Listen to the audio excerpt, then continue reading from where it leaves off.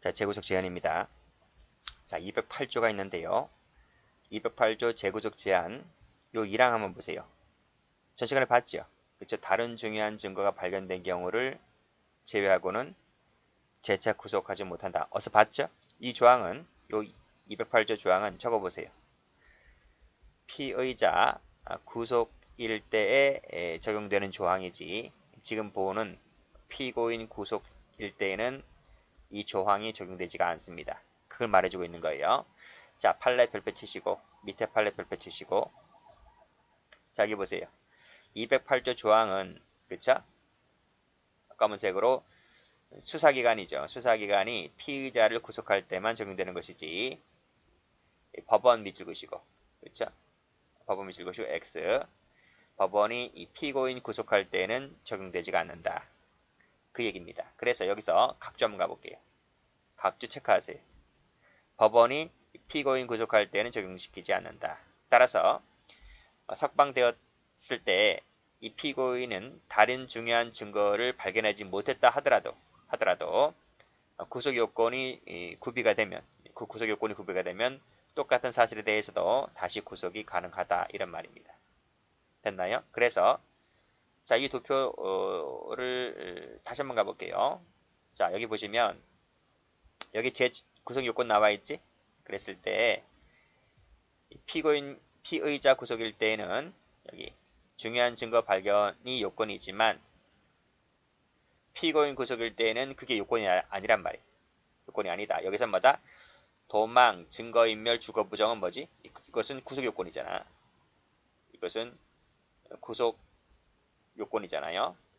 구속 요건만 구비가 되면 얼마든지 재구속이 가능합니다. 그렇지만 피의자일 때는 중요한 증거가 발견됐을 때 안에서만 재구속이 가능하다. 그래서 양자가 달라요. 자, 다시 오세요. 다시 오시면 여기 색깔 칠할게요. 자, 법원에다가 색깔 칠할게요. 법원이 피고인 구속할 때는 208조가 적용되지가 않는다. 자, 다음도 똑같죠? 수서법원 이 법원 나와있지? 법원은 적용되지가 않는다. 208조는 적용되지가 않는다. 따라서 항소법원 나와있지? X 피고인에 대해서 구속시켰다 하더라도 이것은 208조 위반되지가 않는다. 색깔 법원일 때는 208조 적용되지 않는다. 이런 말입니다. 그런 내용이고 판례 두 가지 전부 다 출제가 잘 돼요. 이거 필기해 두세요. 여기 피의자 구속일 땐 적용되지만 피고인 구속일 땐 적용되지 않는다는 거 필기해 두시면 돼요. 이제 끝났어요. 끝났고 이제 나머지 관련 문제 좀 볼게요. 자, 영장 효력범인데 두 가지 견해가 있어요. 하나는 사람 단위설. 그러니까 사람 단위인 단위설이라고 하는 것은 한 사람이 죄를 몇 개를 저질렀든 간에 한 사람이기 때문에 영장 하나밖에 안 나온다는 얘기고요.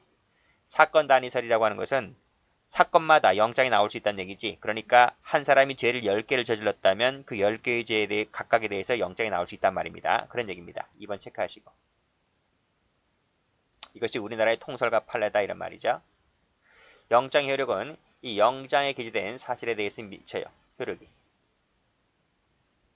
여기 판례 나와 있지? 여기 영장에 기재된 사실에 대해서 미친다. 그리고 그 기초가 되는 점에 있어서 기본적인 사실점이 동일하다면 여기에 대해서까지 미칩니다. 이 논리는 공소장 변경일 때도 똑같아요. 그쵸? 자, 여기 볼게요. 그러면 어떻게 되는 거예요? 여기 나왔네. 별개의 사실에 기초로 재차 영장을 발부받을 수 있느냐? 있다는 거지. 이게 사건 단위설이기 때문에. 그래서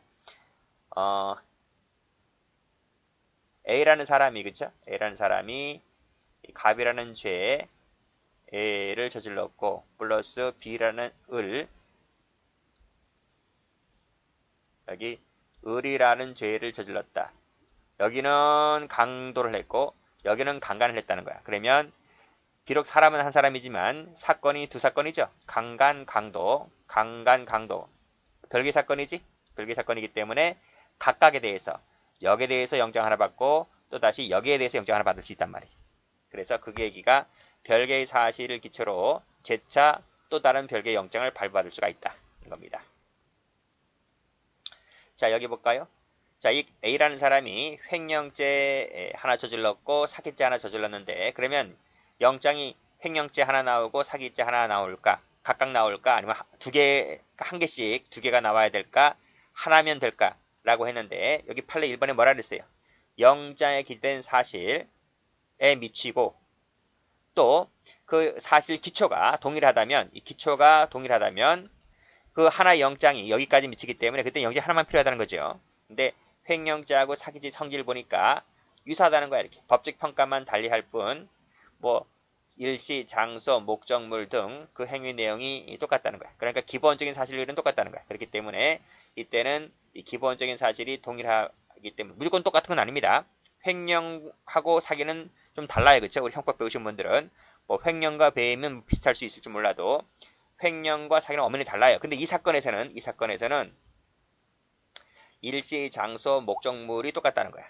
똑같았기 때문에 이 사건에서는 영장을 각각 받을 필요가 없고 하나만 받더라도 그 효력은 옆에 있는 뭐 사기죄에도 미치기 때문에 그때는 영장이 하나면 된다. 이런 얘기입니다. 요 사건에서만 그렇다는 거예요. 그런 얘기고.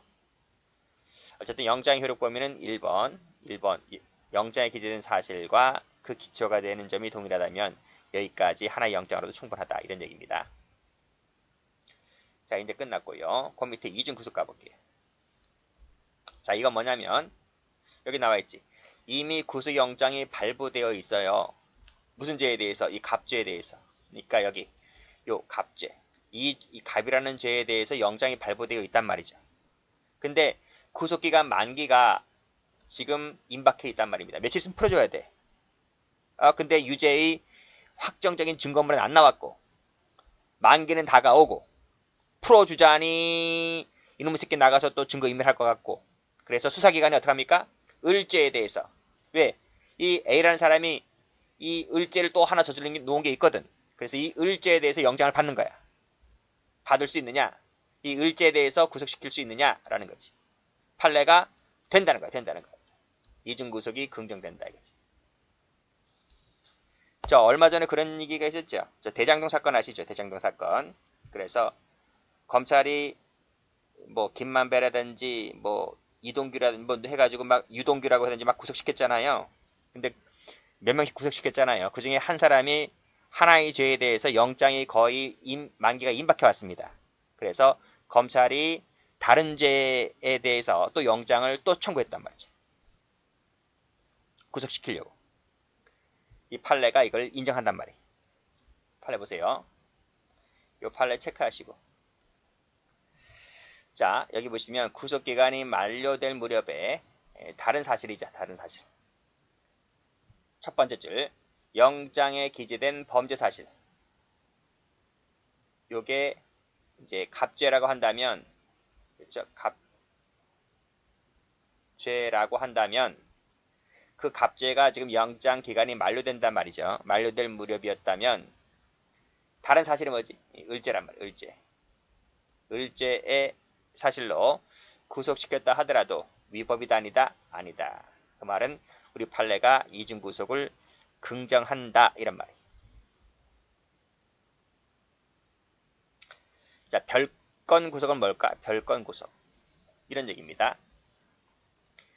A라는 사람이 갑죄를 저질렀고 을죄를 저질렀는데 이 갑죄는 구속 요건을 구비를 못했어요. 그러니까 구속을 못 시키는 거예요. 근데 을죄를 보니까 이건 구속 요건을 갖춘 거예요. 그래서 이 을죄가 구속 요건을 구비했기 때문에 구속을 시켜버렸어요. 이렇게 시켰으면 검찰은, 그쵸? 검찰은 이 을죄 구속영장 받아서 구속을 시켰기 때문에 을죄에 대해서 조사를 해야 되잖아요. 이렇게 수사를 해야 되잖아요. 그쵸? 해야 되는데 이 을죄에 대해서 수사를 안 해버려요. 안 해버리고 구속요건을 구비하지 못한 이 갑죄에 대해서 수사를 해버리는 거예요. 그러면 돼야 안 돼요? 안 되지 이게. 그게 별건 수사란 별건 수사란 말이에요. 그러면 검찰은 왜 을죄에 대해서 요건이 되니까 구속시켰고 을죄에 대해서 수사를 하면 되는데 왜 을죄를 수사를 안 하고 갑죄에 대해서 수사를 할까? 갑죄가 월등히 크기 때문에. 이 을죄는 큰 죄가 아니야. 이건 아주 작은 하찮은 죄란 말이죠. 갑죄가 워낙 큰 죄인데 갑죄에 대해서 지금 요건이 구비되지 않았단 말이에요. 그걸 밝혀야 되는데 증거가 지금 확실히 안 나왔고 분명히 죄를 저지른 건 맞는 것 같은데 지금 증거물이 안 나온단 말이죠. 그래서 A를 신병 확보하기 위해서 을죄로 구속시켰고 구속시켰으니까 신병이 확보됐잖아요. 그 상태에서 갑을 수사를 해버리는 거지. 근데 이런 것은 별건 수사이기 때문에 별건 구속이기 때문에 안 된다 이런 말이. 자 보세요. 수사기관이 본래 수사하려는 사건이 있었어요. 그게 이 갑죄란 말이에요. 갑죄. 여기서는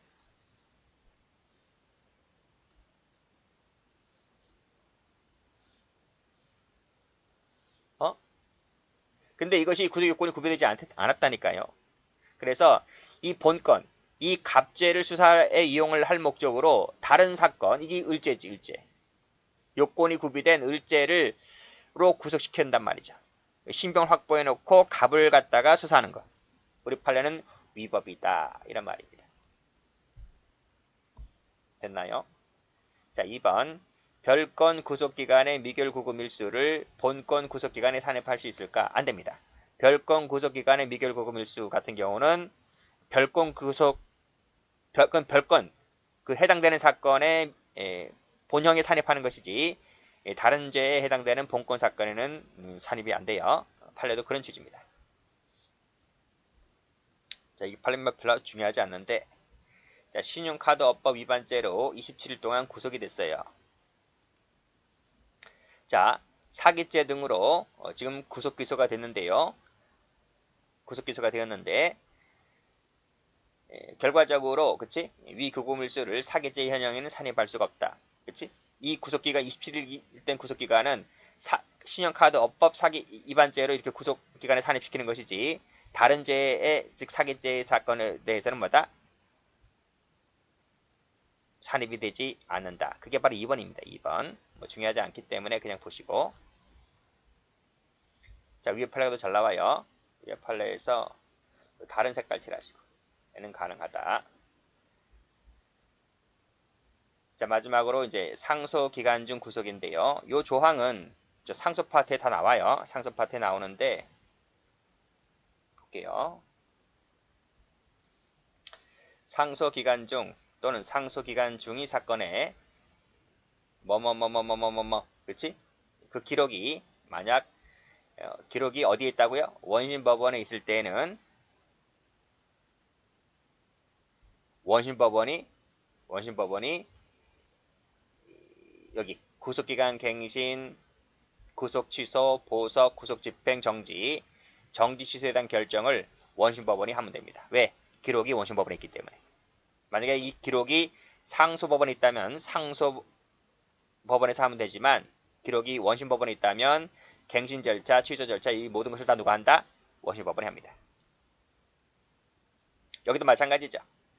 상소기간 중 또는 상소 중인 사건에 똑같죠 여기까지? 이러한 결정은 기록이 상소법원에 도달하기까지는 그 말은 상소법원에 도착하지 않았다는 얘기지? 그랬을 때는 요 원심법원이 합니다. 이송, 파기 사건, 파기 이송 중인 사건 똑같아요. 기록이 이송, 환송법원에 도달하기까지는 이 말은 거기까지 도달하지 않았단 말이지? 그 말은 이종, 환송한 법원에서 하면 됩니다. 자, 밑에 상소 제기 후 소송 기록이 상소법원에 도달하지 않았다고 했었지? 도달하지 않았다 그랬지? 그러면 아직까지 어디 있다는 거야? 원심법원에 있다는 거지. 있기 때문에 요 구속, 상소 기간 중 또는 상소 중의 사건에 관한 이 구속은 뭐다? 원심법원이 진행하면 됩니다. 자, 그런 내용이에요. 자, 여기까지 하겠습니다.